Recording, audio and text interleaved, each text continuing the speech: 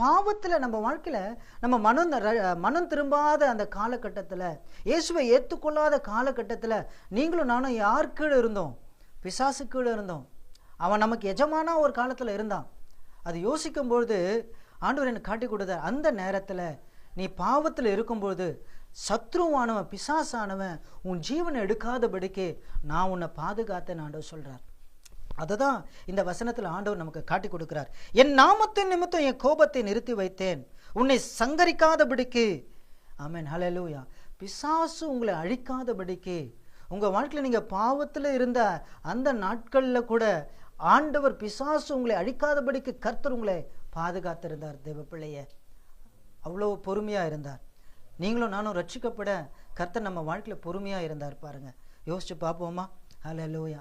ஆகவே ஆண்டவர் உங்க வாழ்க்கையில பொறுமையா இருந்திருக்கிறார் இல்லையா? நீங்க பாவம் செய்யும் போது பிசாசு அழிக்கும்படியா விட்டு கொடுக்காம அவர் பொறுமையா இருந்து உங்களை ரட்சித்தார் இல்லையா?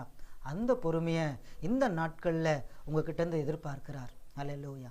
தேவன் உங்க வாழ்க்கையில பொறுமையா இருந்ததுனால தான் இன்னைக்கு நீங்களும் நானும் ஆசீர்வதிக்கப்பட்டு இருக்கிறோம். ஹல்லேலூயா. ஆகவே அதே பொறுமை நீங்களும் உங்க வாழ்க்கையில நீங்க அதை